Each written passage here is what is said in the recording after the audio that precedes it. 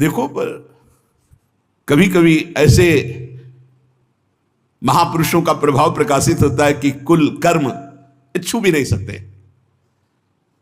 सदन जी जैसे स्वर्ण कसौटी पे कसा जाए तो खरा निकले, ऐसे खरे महाभागवत थे। उनके हृदय में एक बार कुछ रिश्ते नातेदार आए, बच्चे ही थे, तो पिता एक छोटा बछड़ा लाए थे। वहां तो कटते ही रहते थे। पिता ने कहा कि ज्यादा तो इसमें मांस नहीं, इसकी टांगों में मांस से पहले तो फिर अपने अतिथि का स्वागत करते हैं। सदन जी ने जब सुना उसके पास गए तो लिपट कर रोए, बच्चे थे, बछड़े से। ऐसा ऐसा मेरे पिताजी कह रहे हैं तुम्हें काटा जाएगा, और ऐसे दुलार कर रहे थे। बछड़े के भी देखा आंसू निकल रहे। हर जीव को पता है, कष्ट का पता होता है। तो उसने कहा एक भागवती महापुरुष का जीवन बदलना है, इसलिए मानो बछड़े ने कहा कि तुम अपने पिताजी से कह दो उचित तो यह है कि पहले मेरी गर्दन काटे। तो सदन जी ने कहा ऐसा क्यों? बोले क्योंकि मैं पूर्व में ऐसा था, तुम्हारे पिताजी पशु थे और मैंने इनकी गर्दन उड़ाई है, तो मैं अब पशु बना हूं, इनसे कह दो तुम्हें गर्दन ही काटनी चाहिए, पहले जिंदा टांग मत काटो, मैंने तुम्हें इतना कष्ट पूर्व में नहीं दिया था, सीधे गर्दन काटी थी। इसका मतलब जो कर्म किया जाता है उसका फल मिलता है पक्का। मैंने पूर्व में तुम्हारे पिता की गर्दन काटी थी इस जन्म में, इसीलिए मुझे पशु बनना पड़ा, और तुम्हारे ही पिता मेरी गर्दन काटेंगे पक्का, तुम रोक नहीं सकते क्योंकि वो विधान है। पर वो पहले टांग ना काटे, पहले गर्दन काटे। अब ये घटना उनको बहुत छुई। जीव को अपने कर्म का फल भोगना पड़ता है जन्म जन्मांतरों में। बच्चे ही थे, कुछ संत मंडली जा रही, यही है मत की रति गति भूति भलाई, जब जे जतन जहां जे पाई, सो जानो सत्संग प्रभाव। सत्संग का एक अमोघ प्रभाव होता है। वो संतों के सामने गए, चरणों में लौट गए, बालक थे। संत जनों ने उठो उठो बच्चे, तो रोते हुए बोले कि हर कर्म का फल जीव को भोगना पड़ता है, कोई ऐसा साधन है जिससे कर्म का फल ना भोगना पड़े और जीवन मुक्त हो जाए, जीव मुक्त हो जाए? उनका भगवान का निरंतर नाम रटना, श्री हरि हरि नाम निरंतर रटे और स्वयं किसी जीव को कष्ट ना दे और संतों का संग करता रहे तो जीवन मुक्त हो जाएगा। बस छोटे से बालक सदन जी में बात बैठ गई, बस अंदर शुरू कर दिया, हरि श्री हरि श्री हरि श्री हरि। संतों की बात मान ले तो परम पद जेब में है। अब पिताजी जब तक रहे तब तक वो वध करते रहे जीवों का, लेकिन सदन जी ने कभी कभी किसी का वध नहीं किया। वो कुल परंपरागत मांस खरीद लाते और उसी को मुनाफा करके बेचते और परिवार का पोषण करने लगे। एक दिन ये रास्ते में आ रहे थे तो किसी साधु का बटुआ ढीला होगा तो शालिग्राम भगवान गिर पड़े थे। इन्होंने उठाया कि अच्छा चमकता हुआ कोई पत्थर है, तो शालिग्राम भगवान को लाए। तो उन्होंने अंदाज में कि आधा 1 किलो के वजन का काम तो करेंगे, तराजू में रख दिया। हरि श्री हरि श्री हरि श्री हरि, हर समय नाम जपना। ये तो बचपन से शुरू था संतों की कृपा से, और भगवान से अंदर से समर्पण था। ये नहीं जानते थे कि शालिग्राम भगवान है, देखा ही नहीं था कभी भगवान के शालिग्राम रूप को। अब जैसे कोई कहता कि 5 किलो दो तो 5 किलो शालिग्राम बन जाते, 2 किलो तो 2 किलो दो। अब तो बहुत बढ़िया काम की बाट बदलने की जरूरत नहीं, एक ही बाट में जितना मांगो उतना दे देंगे और ठीक वजन उतना ही होता, कभी किसी को संशय नहीं हुआ। एक दिन वो संत समागम करते ही थे तो एक संत भगवान आए। कोई इनके यहां ये भेद नहीं मानता था कि ये अमुक कुल के, क्योंकि इतने महाभागवत थे। संतों के चरणामृत लेना, उनके पास बैठकर सत्संग करना, तो संत जन इनके यहां आकर के बैठते थे। इनके यहां आकर के थोड़ी देर भगवत चर्चा, बड़े उच्च कोटि के भाव सदन जी के प्रकाशित थे। तो एक संत भगवान ने देखा कि ये तो बड़े सिद्ध शालिग्राम हैं, इनमें तो चक्र का चिन्ह भी है और ये इससे मांस तोलते हैं। अश्रुपात होने लगे संत जी के कि ऐसा अनर्थ करते हो, तुम भगवान के भक्त हो। संत जी ने सदन जी से बताया कि ये जानते हो तुम्हारे बांट नहीं है, स्वयं शालिग्राम भगवान है, और इतना घृणित कार्य कि तुम इनसे एक तरफ मांस और एक तरफ शालिग्राम, बड़ी बड़ी उनको व्यथा हुई। सदन जी ने कहा मुझे कुछ पता नहीं, मैं नहीं जानता, मेरे लिए तो ये बहुत सिद्ध बांट है, मैं जितना ग्राहक मांगता है उतना ही, आधा किलो तो आधा किलो, 5 किलो तो 5 किलो बन जाते हैं। आप देखो अपने कुल कर्म को कर रहे हैं और नाम जप कर रहे हैं और संतों की कृपा है। तो देखो अचानक रास्ते में भगवान शालिग्राम जी मिले थे। उन्होंने कहा अगर ये भगवान है तो आप ले लो, हम तो सेवा पूजा कुछ जानते नहीं, आप इनको ले जाओ। संत जी ले गए और देखो ये हृदय में बैठा लीजिए, संत मिले मतलब आखिरी जन्म हमारा है। विश्वास अगर कर ले, पक्का समझ लीजिए ये तुम्हारा विश्वास काम करेगा। निमज्जोन्मज्जताम घोरे भवाब्धौ परमायनम संतो ब्रह्मविदा शांता निर्दडे वापसु मज्जताम। इस घोर संसार सागर में जो हम डूब रहे हैं, तो भगवान भेजते हैं ब्रह्मवेत्ता संत महापुरुष का समागम, और जहां संत मिले तो आखिरी जन्म समझो इस संसार समुद्र से पार होने के लिए सुदृढ़ नौका संत समागम है। भव सागर कहा नाव शुद्ध संतन के चरण, तुलसीदास प्रयास बिनु मिलहि राम दुख हरन। संतों के चरणों का सानिध्य मिला तो देखो सदन जी हरिनाम जपने लगे, सदन जी के हृदय में संतों की प्रति प्रियता बढ़ी, शालिग्राम भगवान मिल, सब बानक बन जाता है। अब संत जी शालिग्राम भगवान को ले गए, एकांत में जाकर के भगवान का पंचामृत से अभिषेक किया और इसके बाद वेद की स्तुति की, पुरुष सूक्त, शास्त्र शीर्षा पुरुषा सहस्राक्षा शास्त्रपात। भगवान को बिल्कुल अच्छा नहीं लगा। देखो भगवान प्रीति चाहते हैं, सिद्धांत एक अलग होता है। इसीलिए कल हम ऊपर कुछ साधकों से कह रहे थे कि किसी भी साधक को ठाकुर जी में जिस रूप में आसक्त हो उसको ठेस नहीं पहुंचानी चाहिए, क्योंकि पता नहीं कितना आसक्त हो, आप देख करके अच्छा चलो ऐसे नहीं, कभी वही ओहो धन्य भाग, कितने सुंदर आपके ठाकुर जी है, बहुत सुंदर, आप खूब प्यार कीजिए, क्योंकि पता नहीं वो कितनी गहराई से प्यार कर रहा है आप, तो उसका हृदय बहुत दुखी हो जाएगा। भक्त का हृदय दुखी हुआ तो आपकी उपासना में फर्क पड़ जाएगा। संत जी को लगा था कि कसाई कुल में जन्मे हैं, मांस का उधर पल्ला इधर ठाकुर, क्या अपराध कर रहा है, उनको ऐसा, और बाहरी दृष्टि में लगता भी ऐसा ही है।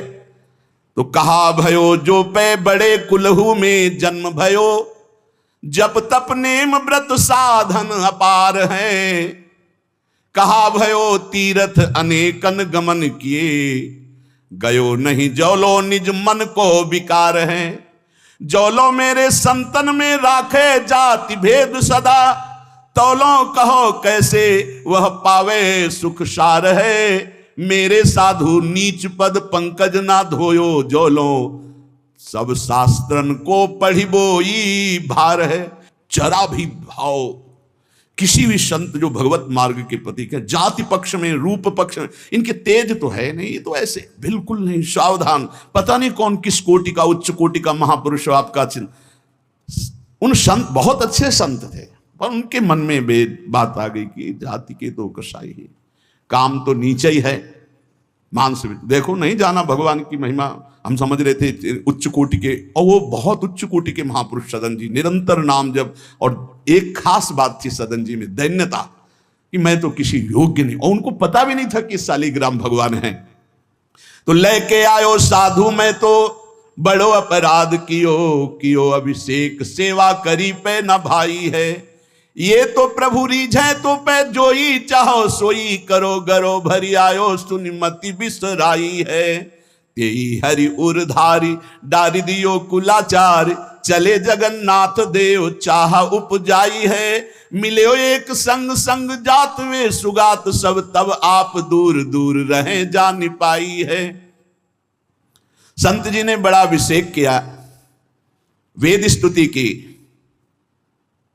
भगवान को भोग लगाया, बड़ी प्रसन्नता से उच्च सिंहासन पर विराजमान किया। भगवान उसी समय आकाशवाणी हुई, ए साधु, मुझे ये तुम्हारी वेद स्तुति बिल्कुल पसंद नहीं, तुम्हारा ये पंचामृत स्नान भोग, ये सब तुम मेरे भक्त पर नीच बुद्धि करके मुझे लाए हो ना, ये मुझे तुम क्या समझते हो? वेद मेरी श्वासों से ही तो प्रकट हुए हैं। वेद क्या है? भगवान की श्वासों से वेद का प्रादुर्भाव हुआ। सो हरि पढ़े ये अचरज भारी, चारों वेद भगवान के श्वासों से प्रकट हुए। जाकी श्वास वेद श्रुतिचारी, जिनकी श्वासों से चारों वेदों का प्रादुर्भाव हुआ। मैं वेद की स्तुति और गंगा जल से उतना प्रसन्न नहीं होता जितना मैं अपनेपन के भाव से, मेरे सदन जी हैं और मैं सदन जी का हूं, मैं बिल्कुल तुम्हारी सेवा से प्रसन्न। मैं अपराध मानता हूं कि तुम वहां से मुझे लाए हो। साधु जी यह बात सुनकर एकदम घबरा गए। शालिग्राम भगवान को लिया, दौड़ते हुए सदन जी के पास गए और गदगद स्वर में कहा, मैंने भारी अपराध कर दिया, ठाकुर जी को अप्रसन्न कर दिया। मैंने आपके प्रति भाव किया कि आप कसाई कुल में आपका अधिकार ठाकुर का नहीं है, इसलिए आप ठाकुर जी को नहीं जानते हो, आप ऐसा ये लो। ठाकुर जी अप्रसन्न हो गए हमसे। हमने तो पंचामृत से, गंगा जल से सब अभिषेक किया, पुरुष सूक्त का पाठ किया, ले इस श्री ठाकुर जी को आप स्वीकार करो। विधि पूर्वक सेवा से ठाकुर जी प्रसन्न नहीं हुए, अपनेपन से ठाकुर जी को सबसे ज्यादा अपनापन, प्रेम भाव। सदन जी शालिग्राम भगवान अब जो देख रहे हैं वो दूसरा भाव है। ये भगवान है, मुझे तो अभी तक पता ही नहीं था। साधु जी जब चले गए तो कहा, अब तौलने के काम में तो नहीं, एक सुंदर नवीन कपड़े में ऐसे गले पे लगा लिए, ठाकुर जी गले पे डाल लिए। भगवान रीझते हैं भक्त की अपनेपन की प्रीति में। जो चाहे वो प्राप्त कर सकता है, सिर्फ अपनापन प्रभु को चाहिए। हम यही कहते हैं बार बार कि अपनेपन पे कुल्हाड़ मत चलाओ, विश्वास पर कुल्हाड़ मत चलाओ। साधना बने ना बने, लेकिन हमारे माई श्यामा जी को राज पार हो जाओगे, हमारी बात मान लो। श्री जी सिर्फ अपनेपन को देखती हैं, सिर्फ अपनेपन को। अवगुण करे समुद्र सम गणत ना अपनो जान, राय के संभजन को मानत मेरु समान। श्री सदन जी ने निज हृदय से लगाया और आंसू बहने लगे कि प्रभु मुझे तो आपका ज्ञान ही नहीं कि आप भगवान हो। आंसुओं से अभिषेक हो रहा। नाथ, अभी तक तो मैं आपको जानता नहीं था, बड़ा अपराध हुआ, लेकिन आज मैं, जब आप हमें इतना प्यार करते हैं, जब साधु ने बताया कि मुझे भगवान ने कहा है कि मैं जितना सदन जी को प्यार करता हूं, उनकी मैं भावना से प्रसन्न, तुम्हारी सेवा से नहीं, उनको अद्भुत वैराग्य हो गया। बोले आज के बाद घर परिवार में ही नहीं रुकूंगा, अब केवल भगवान का होकर वैराग्य भाव से जीवन भगवान को समर्पित करता हूं। शालिग्राम जी गले में टांगे और कहा, पहली यात्रा जगन्नाथपुरी, पहले जगन्नाथ जी के दर्शन करूंगा जाकर, पूरा जीवन अब भगवान के लिए। भगवान देखो कैसे कृपा करते हैं। बचपन में संतों से उपदेश मिला, नाम जब शुरू किया, ऐसे उच्च कोटि के महात्मा के ऐसा कार्य करने पर भी सब संत उनके यहां जाते थे, और उसका परिणाम हुआ कि घोर वैराग्य युक्त होकर भगवान के अनुराग में घर से चल दिए। श्री सदन जी कुटुंब, परिवार, कुल, व्यापार सब छोड़कर जगन्नाथ जी के दर्शन के लिए चले। कुछ दूर चलने पर यात्रियों का समुदाय दिखाई दिया जो जगन्नाथपुरी जा रहे थे, तो उनके संग हो गए। जब उन लोगों ने, कुछ ने पहचान कर ली कि अरे तो कसाई कुल के हैं, और तो सब दूर दूर छूना भी नहीं चाहते थे। यही बहुत बड़ी चूक हो जाती है, जो भगवान को समर्पित हो जाए उसमें कभी जाति पक्ष ना देखे, नहीं, बहुत बड़ी हानि हो जाती है। राजसूय यज्ञ में स्वपच वाल्मीकि को आदर सहित पवाकर पूर्ण यज्ञ करवाई भगवान ने। ये बात ध्यान रखना है, अपने जात अभिमान में आकर कभी किसी भक्त का अपमान न कर दे कि वो नीच कुल का है, ऐसा कुछ। जब ये देखा सदन जी ने कि ये लोग घृणा करते हैं हमसे, तो खुद अलग हो गए। सदन जी बड़े पुलकित है कि आज जगन्नाथ जी के दर्शन होंगे। एक जगह देखा, गौएं पानी पीने के लिए लालायित हैं, एक आदमी बाल्टी से पानी निकाल तो गौओं को डंडा मारने लगा। सदन जी ने कहा, क्यों, पानी क्यों नहीं पीने देते? तो बोले, इतना गहरा कुआं है, घसीटने से हमारे हाथ दर्द होते, अपने घर के लिए ले जाएंगे कि इनको पिलाएंगे? तो उनका, अगर आप कृपा करें कुछ समय हमें दे दें बाल्टी और मैं भरूं। तो बोले, मुझे फिर कोई परेशानी नहीं। भर भर करके 2500 गाय थी, सबको पानी पिलाया। शाम हो गई, पानी खींचने में, पिलाने में समय लगा, तो उन्होंने सोचा गांव में भिक्षा मांग लेते हैं और आज रात्रि कहीं एकांतवास कर लेते हैं और सुबह जगन्नाथ जी के दर्शन करेंगे। तो आयो मग गांव भिक्षा ले नहीं ठाव गयो, नयो रूप देखी को तियारी जी परी है, बैठो या ही ठौर करो भोजन निहोरी कहो, रहो निसि सोई आई मेरी मति हरी है, ले वो मोह को संग गरो काटो तो न होए रंग, बूझी और काटी पति ग्रीव पे न डरी है, कही अब पागो मोशो ना तो कौन तो सो मोसो, सुर करी उठी इन मार्यो भीर करी है। बहुत कठिन है वैराग्य लेकर भगवान के मार्ग में परम दयालु स्वभाव श्री सदन जी जगन्नाथ जी के दर्शन करने। रास्ते में एक घर में आवाज लगाई भिक्षाम दे, भगवान की लीला, एक स्त्री निकली भिक्षा लेकर, देखा रूप, तो जो भगवान का नाम जप करते हैं, भगवान आश्रित होते हैं, उनका रूप अलौकिक होने लगता है, एक दिव्य आकर्षण होता है जो सबके चित्त को आह्लाद प्रदान करता है, क्योंकि आनंद स्वरूप भगवान का निरंतर चिंतन होता है, उसके प्रभाव से मुखाकृति में एक अद्भुत लावण्य, एक अद्भुत आकर्षण होता है। वो स्त्री ने देखा कि नवयुवक भिक्षुक तेजस्वी, वो रीझ गई, देखते ही रीझ गई, और उसने कहा कहीं मांगने की जरूरत नहीं, आप यहां बैठो और भोजन करो। सदन जी ने कहा हमें पाना तो है ही, जब आप पवाने के लिए कह रही तो पवा दीजिए, स्वाभाविक, क्योंकि अभी वैराग्य मार्ग में निकले। उस स्त्री ने प्रार्थना की, भोजन बना के पवाया और कहा प्रभु यदि आज रात्रि यहीं विश्राम कर लें तो आपको क्या, सुबह जगन्नाथपुरी चले जाइए। आपने उस स्त्री के विशेष आग्रह को स्वीकार करके उसके घर में शयन करना स्वीकार कर लिया। जब उसके पति सो गए तो वो रात्रि में उठ करके आई और आपके पास आकर बोली कि मैं आपको देख करके काम से पीड़ित हो चुकी हूं, अतः आप मुझे स्वीकार कीजिए और मैं सदा सदा के लिए आपके साथ के लिए चल दूंगी। सदन जी ने कहा यदि तू मेरा गला भी काट डाले तो भी मैं तुझे स्पर्श नहीं कर सकता, क्योंकि तेरा पति है। अच्छा, उसने गलत अर्थ ले लिया, उसके भाव में आया कि अगर पति है तो ये स्पर्श नहीं करेंगे, अगर पति ना हो तो स्वीकार कर लेंगे। कुआ मदांधो मदना तुरो, अंधों में भी अंधा कौन है, बोले जिसमें काम जागृत हो जाए। वो ऐसे काम से व्याकुल हो गई कि सोते हुए अपने पति का बिल्कुल भी प्रियता न रखते हुए गला काट दिया और आकर बोली सदन जी से अब मुझे स्वीकार करो, आपको पति का भय था ना, गला काट दिया। सदन जी ने कहा कि तू कितनी नीच है, जब तू अपने पति का गला काट दिया तो तू कितनी नीच है, इतना सोचा है? वैसे ही मैं तुझे स्पर्श नहीं करता, अब तो तुझे देखना भी नहीं। तो स्त्री ने कहा मुझे ऐसा मत समझो कि मैं तुम्हें भी बख्श दूंगी, तेरे कारण मैंने अपने पति का गला काटा है तो फिर तू भी नहीं बच सकता। तो सदन जी ने कहा क्या कर सकती हो? तो उसने कहा मुझे स्वीकार करो, नहीं उच्च स्वर से अभी हल्ला मचाती हूं, माया का विचित्र तांडव, और मैं जोर जोर से सबको कहूंगी कि मेरे साथ गलत करना चाहता था, मैंने रोका, मेरे पति ने रोका, मेरे पति का गला इसने काट दिया, इसलिए अभी कहती हूं मैं आजीवन तुम्हारे साथ रहूंगी, मुझे ले चलो। सदन जी ने कहा गला कटवाना बर्दाश्त है लेकिन स्पर्श नहीं कर सकता। ये सब चूकों की चूक का पूर्ण आहुति, इससे पूर्णता हो गई। मैं धर्म के विपरीत नहीं चल सकता, तू चाहे मेरा गला तू काट दे या समाज से कटवा दे।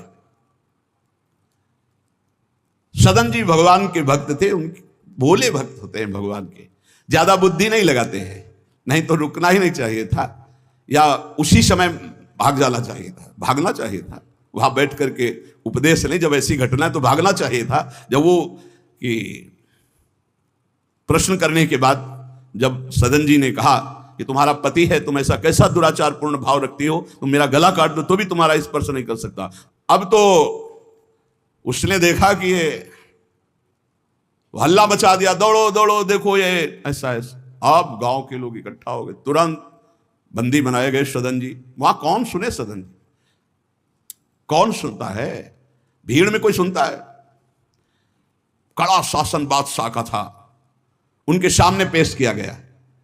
हाकिम पकड़ पूछे कहे हंसी मार्यो हम, डार्यो सोच भारी कही हाथ कत डारी, कट्यो कर चले हरि रंग मांझ झिले, मानी जानी कछ चूक मेरी यह उर्धारिये, जगन्नाथ देव आगे पालकी पठाई लेन, साधना सो भक्त कहा चढ़े ना बिचारिये, चढ़े आए प्रभु पास सुपनों सो मिट्यो त्रास, बोले दे कसौटी हूं पे भक्ति विस्तारिये।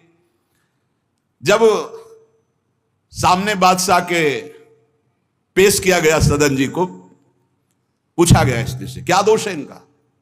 बोले साहब ये हमारे प्रति गलत भाव रख रहे थे, मेरे पति ने मेरी रक्षा की तो इन्होंने पति का वध कर दिया, फिर मेरे साथ तो मैंने हल्ला मचा दिया, फिर ये बंदी बनाकर आपके सामने ले गए। सदन जी से पूछा तो हंस दिया, उस स्त्री की तरफ देख के हंस दिया कि भगवान क्या लीला करना चाहते हो। और सदन से पूछा तुमने ऐसा किया, तो बोले जो ये कह रही वही सत्य है। उन्होंने विचार किया कि जन्म जन्मांतरों में हमारे कोई पाप हैं जिनका निस्तार भगवान करवाना चाहते, नहीं तो ऐसा क्यों लीला करते। उन्होंने कहा जो ये कह रही है वही बात मानी जाए। सहम गई स्त्री कि है क्या, वो भक्त को क्या जाने। विरोध नहीं किया सदन ने, यह धैर्यवान भगवान के भक्त का। उन्होंने कहा जो ये कह रही है, क्योंकि जो ही प्यारो करे सोई मोहि भावे, जो ये कह रही थी। भगवान के रहस्य को जानने वाले भक्त ऐसा ही। श्री गदाधर भट्ट जी कथा करते थे, अपार भीड़ एकत्रित हो जाती, वृंदावन में आगरे से लोग सुबह भाग भाग करके अपार भीड़ सत्संग। तो एक कल्याण सिंह जी थे, बड़े जमींदार धनी, और सत्संग का प्रभाव है कि जितेंद्रियता वैराग्य भगवत प्रीति ये बढ़ती है। तो जब से उन्होंने सत्संग सुना तो ब्रह्मचर्य का नियम ले लिया, पत्नी से बात नहीं करते थे। अब घर गृहस्थी में तो यही सांसारिक सुख है।